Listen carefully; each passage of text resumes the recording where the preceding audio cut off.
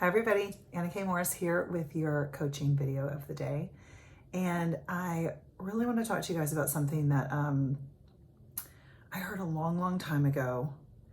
And it's probably the hardest and easiest thing that I work on. And I remember when I first heard it, it was from a coach and a friend, like 15 years ago, long time ago. And I was telling her some story. Jessica Chamberlain, this is you that I'm talking about, if you're wondering. I don't even know if you watch my videos, but it's just been forever. So I thought I'd mention your name in case we reconnect here. She said this thing, turn how into allow.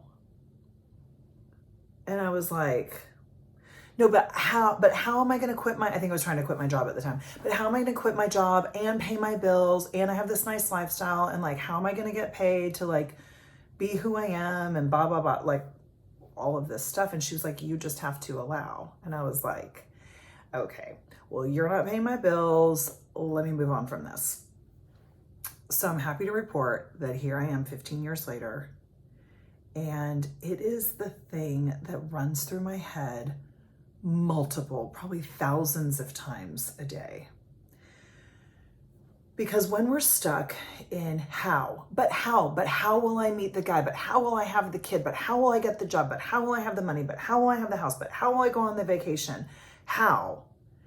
We are disconnected from our faith. We are disconnected from God. We are disconnected from the universe. We are disconnected from our higher power that is conspiring in our favor when you're in alignment. Now, you might say, well, Anna, God's not doing what I want to do because I want to do this and blah, blah, blah, blah, blah. I said, when you're in alignment, I'm going to tell you a quick story. Well, quick, who knows? I made a promise to myself years ago when I left New York, this would have been 2011, 2012, that I would do my best to stay in alignment with God, to stay in alignment with the universe. And so what that looked like was when I was looking at leaving New York, I was like, where would you have me live was the question. Where would you have me live? And that answer came very clearly when the plane hit the runway one day when I was landing in Austin, Texas. I was looking at Santa Monica. I was looking at Boulder. I had friends in both places. Like, I wanted to be near the water. I wanted to be in the mountains. And man, when that plane hit the runway, my little voice said, right here, move here. So I did. Fast forward, I'm now, have traveled everywhere and lived in a lot of places since then.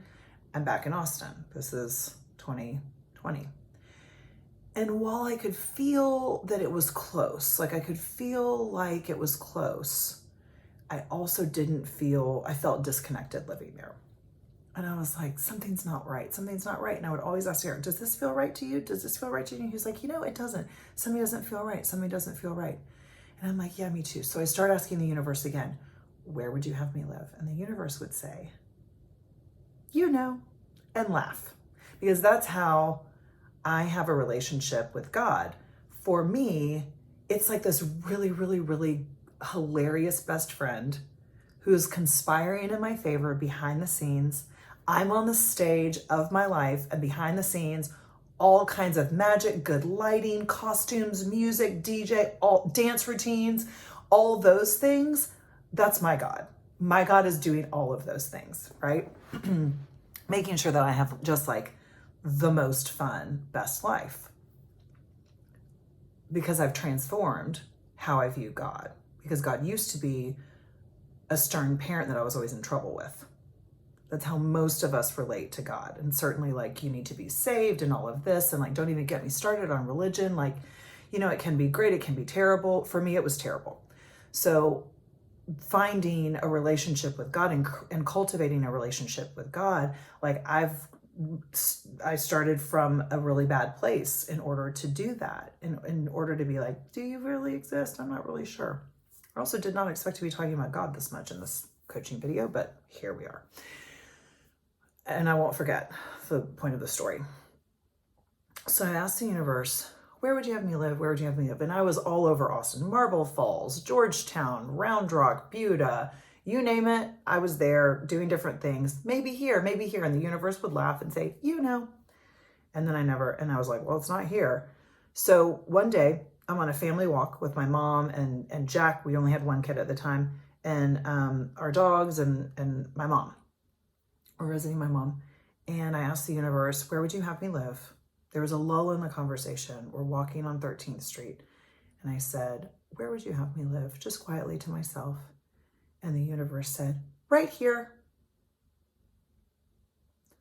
So I immediately started crying because the last thing I wanted to do was move back to the small town that I grew up in, that I tried most of my life to get away from. Except I knew that that was the right answer, because my little voice is never wrong. Never. That little quiet voice that's like encouraging you. I was going to say egging you on, but the little voice doesn't egg you on. The little voice just whispers, move here. This one. That happened about Derek. Like, this one, he's the one, It said that about my dogs, about trips that we've taken, about places that we've gone, about friends that I have, about work that I do. It's all been divinely led. And my only job is to put my how aside and allow for the magic and the miracles that God is trying to give me. And I am the only one that's in the way of blocking it, because I have an agenda of how I think it should go. And that's not how the divine works. That's not how the universe works. That would be no fun if you just got everything that you wanted exactly the way that you wanted it, right? Like Derek said to me the other day, he was like, wouldn't it be so fun if we won the lottery? And I was like, I don't think that sounds like fun. And he was like, you are effing crazy. And I was like, well, maybe.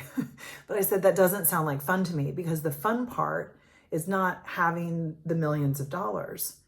It's that I know that I made it. And it's that I know that, like, I made it by helping people. Like, that's what's attractive to me about money. It's not the actual money. Like, yeah, that's fun. And like, you can have lots of choices and freedom and all of that. But like, it's the energy that's flowing through you. That's all that money is. It's all made up. Right? Money is totally made up. And I understand that, like, people will say to me, oh, but it exists and da-da-da-da-da. But also we made it up. It's all just energy. Everything in your life is just energy.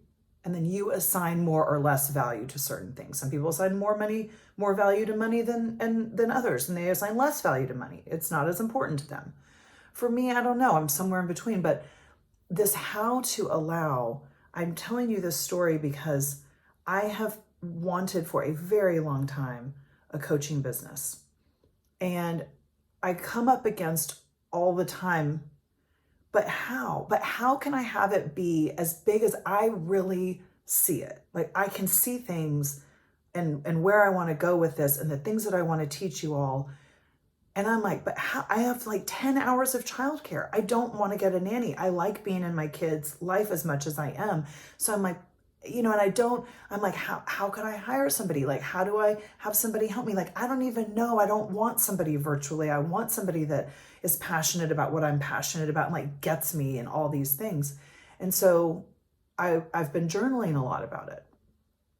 And I'm like, but how is this going to work? And the universe just keeps saying, like, that's just not your job, honey. Your job is to allow the magic and the miracles to surprise and shock the hell out of you and to delight you. And so yesterday I met somebody for coffee who's curious about being a life coach. And it was just really clear that, like, I think she's the person to help me. And the ego part of me wanted to say, like, no, I don't have time for coffee to talk to you about like potentially becoming a life coach. Like, I am busy.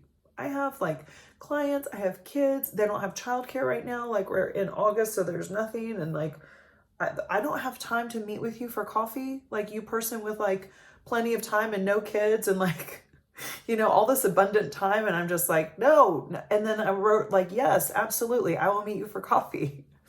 And then in my journal, a day or two ago, the universe was like, why do you think I wanted you to have a coffee with her? Did you ever consider that she's the person that I sent to help you? That she has the skills that you don't have in order to take your coaching business to another place, to help more people, to help people do what you do so that they can help more people. Like that's what I also envision. And I can't do it by myself. And also doing it by myself sucks. It's so much more fun when you do it with other people. So that's the thing. It's this how. And when you get so obsessed with the how, you will literally miss allowing the universe to conspire in your favor. You will literally miss the man of your dreams living 10 miles down the road. If you don't know that story, I'll have to tell it another time, but I did everything I could to get out of the small town that I grew up in outside of Austin, Texas, and went far, far away. New York, and that's not so far away, but like, culturally it is. And isn't it hilarious that the man of my dreams, I have toddler pictures with, he grew up 10 miles down the road. Our families have been friends since 1960. And I had moved to Austin to meet the man of my dreams, get a dog and a backyard with twinkle lights. And 1 month later, my first date with Derek was on Christmas night. And that was it. Second date, he kissed me. I knew I'd never kiss anybody else. Our third date, he told me he was in love with me. And I think a month later I moved in with him. Because it actually wasn't hard once I started allowing